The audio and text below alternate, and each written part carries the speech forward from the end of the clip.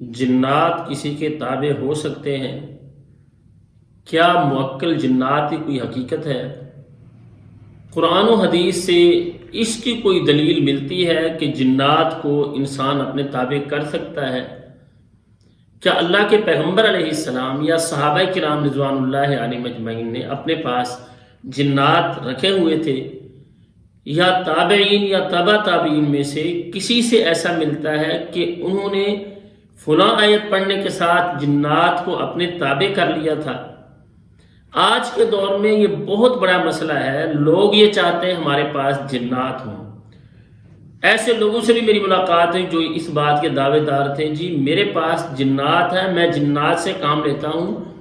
اور جنات کو تابع کرنے کے لیے میں نے فلاں وظیفہ کیا تھا۔ ناظرین، سب سے پہلی بات یہ ہے کہ کیا قرآن و حدیث سے ہمیں کوئی دلیل ملتی ہے کہ جنات کو انسان اپنے تابع کر سکتا ہے؟ پہلے نمبر پر بات یہ ہے کہ رسول اللہ صلی اللہ علیہ وسلم کے بارے میں آتا ہے، آپ علیہ السلام نماز پڑھا رہے تھے، دوران نماز آپ چند قدم آگے بڑھے، پھر واپس آ کے اپنی جگہ پر کھڑے ہو گئے۔ نماز ختم ہوئی، صحابہ کرام رضوان اللہ علیہم اجمعین نے اللہ کے نبی علیہ السلام سے پوچھا، اللہ کے رسول آج جو آپ نے عمل کیا ہے یہ خلاف معمول تھا، پہلے تو کبھی آپ نے ایسا نہیں کیا کہ دوران نماز آپ آگے بڑھے ہوں اور پھر واپس آگے کھڑے ہوں۔ اللہ کے نبی علیہ السلام نے فرمایا، بات اصل یہ ہے کہ دوران نماز ایک شیطان سامنے آ کے جن کھڑا ہوا تھا، تو وہ سامنے کھڑا ہو کر شرارتیں کر رہا تھا، میں نے اسے آگے بڑھ کے پکڑ لیا اور پھر مجھے اپنے بھائی سلیمان علیہ السلام کی دعا یاد آ گئی کہ انہوں نے دعا کی تھی، یا اللہ مجھے ایسی حکومت دینا لا ينبغی لأحد من بعدی، جو میرے بعد کسی کو نہ ملے۔ تو میں نے اس کو چھوڑ دیا، ورنہ میں اسے مسجد نبوی کے ستون کے ساتھ باندھ دیتا اور مدینے کے بچے اس کے ساتھ کھیلتے۔ اس کا مطلب یہ ہوا کہ اللہ کے رسول علیہ السلام نے تو اس بات کا خیال رکھا، اللہ تعالیٰ نے اس پر اپنے پیغمبر علیہ السلام کو دسترس دے دی تھی، آپ نے اسے پکڑ بھی لیا تھا، لیکن آپ نے اسے اس لیے چھوڑ دیا کہ سلیمان علیہ السلام کی دعا ہے کہ ایسی حکومت یا اللہ مجھے عطا کرنا جو میرے بعد کسی کو نہ ملے۔ تو سلیمان علیہ السلام کو اللہ تعالیٰ نے جنات پر بھی حکومت عطا کی تھی، اور اس میں بھی اللہ تعالیٰ فرماتے ہیں کہ سلیمان علیہ السلام کا کوئی کمال نہیں تھا، بلکہ ہم نے ان کو تابع کیا ہوا تھا سلیمان علیہ السلام کے، اور جو ان میں سے نافرمانی کرتا تھا ہم اسے عذاب دیتے تھے۔ اس کا مطلب یہ ہوا کہ سلیمان علیہ السلام کے پاس جو جنات تھے وہ بھی ان کا ذاتی معاملہ نہیں تھا، بلکہ اللہ نے ان کے تابع کیا ہوا تھا، اور جو ان میں سے نافرمانی کرتا تھا اللہ تعالیٰ اس کو اپنی طرف سے عذاب دیتے تھے۔ اب اس سے یہ بات سمجھ آتی ہے کہ اللہ کے نبی علیہ السلام نے پکڑا نہیں، سلیمان علیہ السلام کے تابع اللہ نے کیے ہوئے تھے، ذاتی کوئی کمال، کوئی ایسا وظیفہ، کوئی ایسی دعا قرآن و حدیث سے ثابت نہیں ہے کہ جس کو پڑھنے کے ساتھ سلیمان علیہ السلام نے جنات کو اپنے تابع کر لیا تھا۔ ورنہ ضرورت آج کے دور میں لوگ یہ سمجھتے ہیں میرے پاس جنات ہونے چاہیے، ان سے کام لینا چاہیے۔ بہت سے لوگ میرے ساتھ بات کرتے ہیں، جی آپ کے پاس جنات ہیں، آپ کیوں نہیں ان کو گرفتار کر لیتے، آپ ان سے کیوں نہیں نیکی کے کام لیتے؟ تو میں یہ بات کہتا ہوں کہ اللہ کے رسول علیہ السلام کو تو زیادہ ضرورت تھی، آپ جنات کو اپنے ساتھ رکھتے، بدر میں، احد میں، احزاب میں،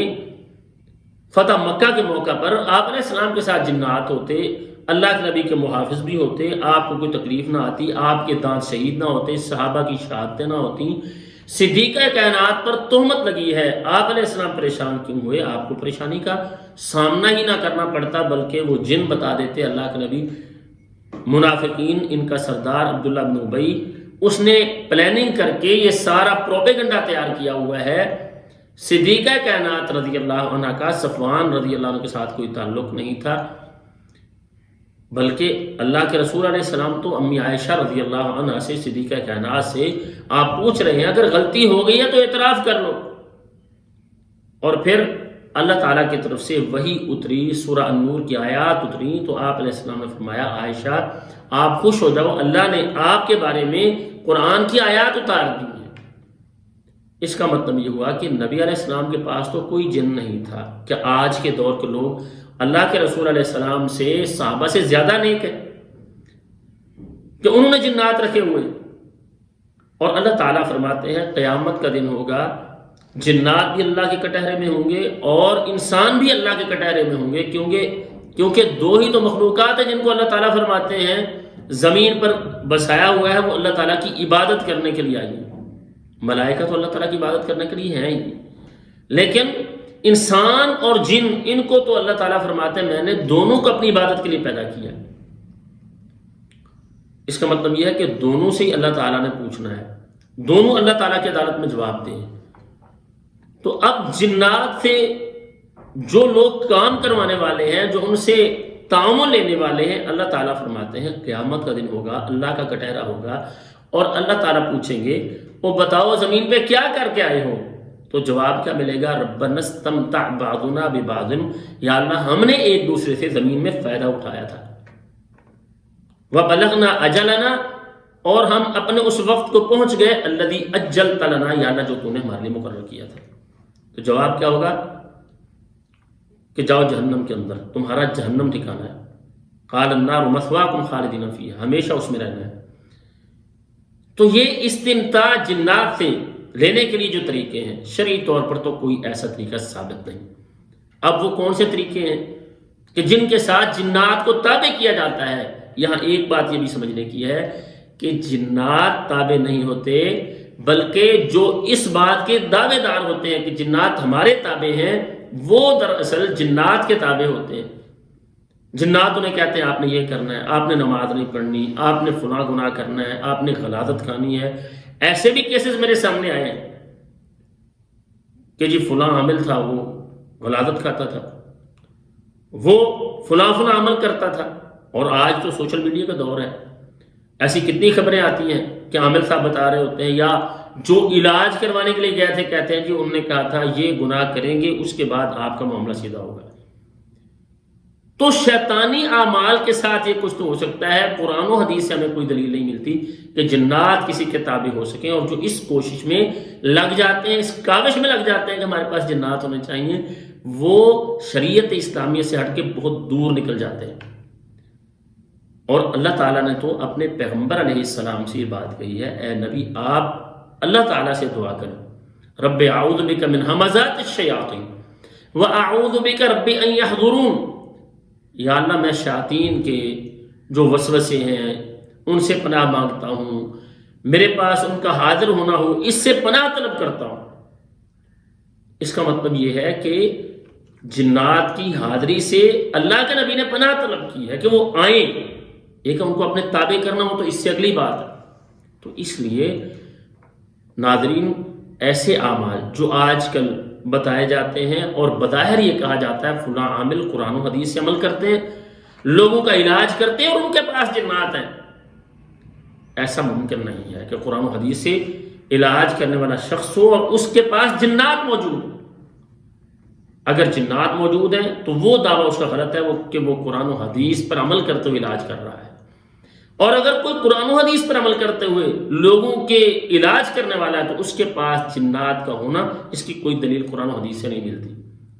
کیونکہ ایسا عمل ہی نہیں ملتا کہ جس کے ساتھ جنات کو تابع کیا جا سکے۔ ان والدین کے پاس جانا چاہیے جو قرآن سے علاج کرتے ہیں، اور جنات کا ہونا کسی کے پاس اس کو یہ نہ سمجھے کہ فلاں شخص بڑا صالح ہے، بڑا نیکی والا ہے، بلکہ اللہ تعالیٰ فرماتے ہیں علی من تنزل الشیاطین، کن پر شیاطین آتے ہیں؟ تنزل علی کل افاک اثیم، ہر گناہ گار پر، جھوٹ کہنے والے پر، اس پر شیاطین آتے ہیں۔ تو اس لیے ہمیں بچنا چاہیے ایسے عاملین سے، اور ایسے اعمال کو اختیار کرنے سے بچنا چاہیے۔ گو کہ عارضی دنیا کی تکلیف ہے،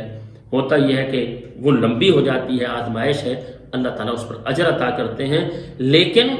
اس دنیاوی تکلیف کو دور کرتے ہوئے اپنی عاقبت کو ہم داؤ پر نہ لگا لیں، کہیں ایسے لوگوں کے پاس نہ چلے جائیں جو ہمارا عقیدہ اور ایمان برباد کر دیں۔ اللہ تعالیٰ سے ہماری دعا ہے اللہ تعالیٰ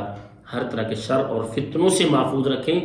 اور اللہ تعالیٰ ہمیں ہمارے گھرانوں کو ہر طرح کی بیماریوں سے، روحانی جسمانی بیماریاں ہیں، سب سے اللہ تعالیٰ محفوظ رکھیں، اور اللہ تعالیٰ ہمیں دنیا میں اور آخرت میں